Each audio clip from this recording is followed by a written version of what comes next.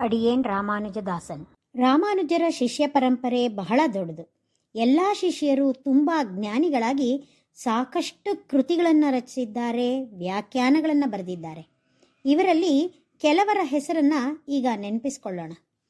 ಕಿಡಂಬಿ ಆಚಾನ್, ಕಿಡಂಬಿ ರಾಮಾನುಜ ಅಪ್ಪಿಳ್ಳಾರ್, ಕಿಡಂಬಿ ಶ್ರೀರಂಗರಾಜ ಅಪ್ಪುಳಾರ್, ತಿರುಕ್ಕುರುಗೈ ಪಿರಾನ್ ಪಿಳ್ಳಾನ್, ಎಂಗಳಾಳ್ವಾನ್, ನಡಾದೂರ್ ಆಳ್ವಾನ್, ನಡಾದೂರ್ ಅಮ್ಮಾಳ್, ಸುದರ್ಶನಾಚಾರ್ಯ, ವರದ ನಾರಾಯಣ ಭಟ್ಟಾರಕ, ನಾರಾಯಣಾರ್ಯ, ಸೇನೇಶ್ವರಾಚಾರ್ಯ, ಗೋವಿಂದ ಜೀಯರ್, ಹೀಗೆ ಬಹಳ ಜನ ಶಿಷ್ಯರನ್ನು ನಾವು ನೆನಪಿಸ್ಕೋಬಹುದು.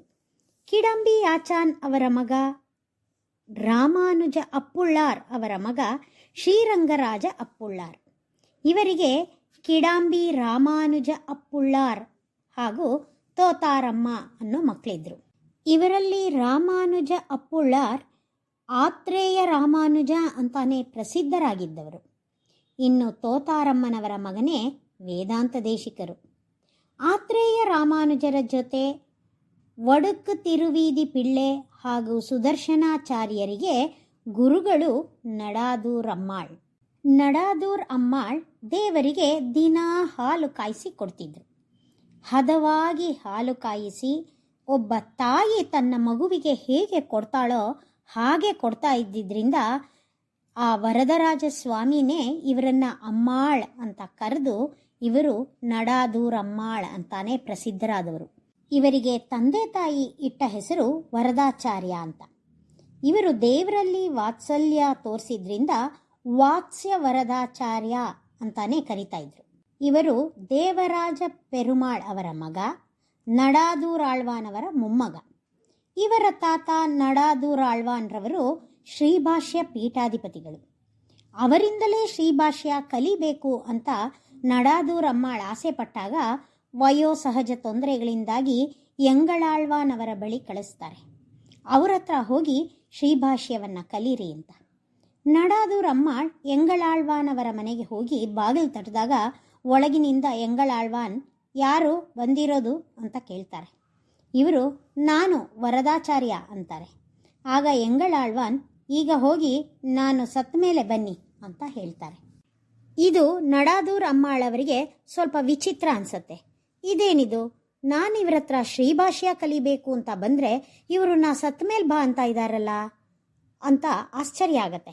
ನಡಾದೂರ್ ಅಮ್ಮಾಳ್ ತಮ್ಮ ತಾತನವರ ಬಳಿಗೆ ಹೋಗಿ ಹೀಗೇಕೆ ಹೇಳಿದ್ರು ಅಂತ ಕೇಳಿದಾಗ ಅವರು, ನೀನು ನಾನು ಅನ್ನೋ ಪದವನ್ನು ಉಪಯೋಗಿಸಿದೆಯಲ್ಲ, ಅದಕ್ಕೆ ಅವರು ಆ ನಾನು ಅನ್ನೋ ಅಹಂಕಾರ ಸೂಚಕ ಪದ ನಿನ್ನನ್ನು ಬಿಟ್ಟು ಹೋದ್ಮೇಲೆ ಬಾ ಅಂತ ಹೇಳಿದ್ದಾರೆ. ನೀನು ನಾನು ಅನ್ನೋ ಪದದ ಬದಲು ಅಡಿಯೇನ್ ಅನ್ನೋ ಪದವನ್ನು ಉಪಯೋಗಿಸಬೇಕಿತ್ತು. ಅದು ನಾನು ದಾಸ ಅನ್ನೋ ಭಾವ ನೀಡೋದ್ರಿಂದ ಅಲ್ಲಿ ಅಹಂ ಇಲ್ಲ ಅಂತಾಗತ್ತೆ. ನಾನು ಅನ್ನೋ ಭಾವ ಸತ್ತ ಮೇಲೆ ಬಾ ಅನ್ನೋದು ಎಂಗಳಾಳ್ವಾನವರ ಮಾತಿನ ಅರ್ಥ ಅಂತ ಹೇಳ್ತಾರೆ.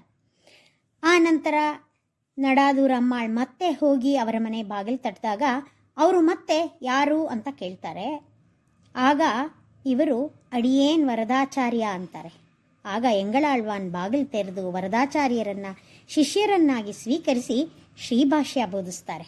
ನಡಾದೂರ್ ಅಮ್ಮಾಳ್ ತಮ್ಮ ಶಿಷ್ಯರಿಗೆ ಬೋಧನೆ ಮಾಡ್ತಾ ಮಾಡ್ತಾ ಭಕ್ತಿ ಯೋಗವನ್ನು ಬೋಧಿಸಿದಾಗ ಅವರ ಶಿಷ್ಯರು ಅದನ್ನು ಅನುಷ್ಠಿಸುವುದು ತುಂಬ ಕಷ್ಟ ಅಂತ ಹೇಳ್ತಾರೆ.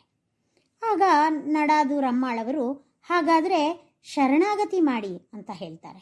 ಶಿಷ್ಯರು ಅದು ಕೂಡ ಕಷ್ಟನೇ ಅಂದಾಗ ಹಾಗಾದರೆ ಯಾವುದೇ ಉಪಾಯಗಳನ್ನೂ ಮಾಡದೆ ಸುಮ್ಮನೆ ಎಂಬೆರುಮಾನಾರವರ ಚರಣವೇ ಗತಿ ಅಂತ ನಂಬಿಬಿಡಿ, ಅದೇ ಮುಕ್ತಿಗೆ ಸುಲಭದ ದಾರಿ ಅಂತ ಬೋಧಿಸ್ತಾರೆ. ಕೂರತ್ತಾಳ್ವಾನ್ ಅವರ ಮೊಮ್ಮಗ ಸುದರ್ಶನಾಚಾರ್ಯ. ಇವರಿಗೆ ಸುದರ್ಶನ ಭಟ್ಟ, ಸುದರ್ಶನ ಸೂರಿ, ವೇದಾಚಾರ್ಯ ಭಟ್ಟ, ವ್ಯಾಸಾರ್ಯ, ಶ್ರುತ ಪ್ರಕಾಶಿಕಾಚಾರ್ಯ ಅನ್ನೋ ಅನೇಕ ಹೆಸರುಗಳಿದ್ವು. ಇವರು ವಾತ್ಸ್ಯ ವರದಾಚಾರ್ಯ ಅಥವಾ ನಡಾದೂರ್ ಅಮ್ಮಾಳ್ ಅವರ ಶಿಷ್ಯರಾಗಿದ್ದವರು.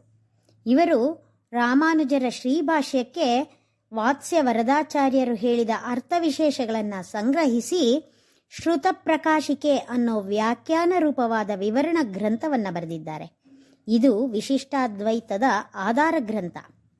ಇವರ ಇತರ ಕೃತಿಗಳು ಯಾವುದು ಅಂದರೆ ಶ್ರುತ ಪ್ರದೀಪಿಕಾ, ತಾತ್ಪರ್ಯ ದೀಪಿಕಾ, ಶರಣಾಗತಿ ಗದ್ಯ ಭಾಷ್ಯ, ಸುಬಾಲೋಪನಿಷದ್ ವ್ಯಾಖ್ಯಾನ, ಸಂಧ್ಯಾವಂದನ ಭಾಷ್ಯ, ಕ್ಷಮಾ ಷೋಡಶಿ, ಇವೆಲ್ಲ ಇವರ ಇತರ ಗ್ರಂಥಗಳು. ಇಂತಹ ಮಹಾಜ್ಞಾನಿಗಳು ತಮ್ಮ ಕೃತಿಗಳಿಂದ ಶ್ರೀವೈಷ್ಣವ ಸಂಪ್ರದಾಯವನ್ನು ಹೆಚ್ಚು ಬೆಳೆಸಿದ್ದಾರೆ. ಇವರೆಲ್ಲರ ನಂತರ ಶ್ರೀವೈಷ್ಣವ ಆಚಾರ್ಯ ಪರಂಪರೆಯಲ್ಲಿ ಬಂದ ಬಹಳ ಮುಖ್ಯ ಆಚಾರ್ಯರು ಶ್ರೀ ವೇದಾಂತ ದೇಶಿಕರು. ಮುಂದೆ ಅವರ ಬಗ್ಗೆ ತಿಳ್ಕೊಳ್ಳೋಣ. ಶ್ರೀಮತೆ ರಾಮಾನುಜಾಯ ನಮಃ.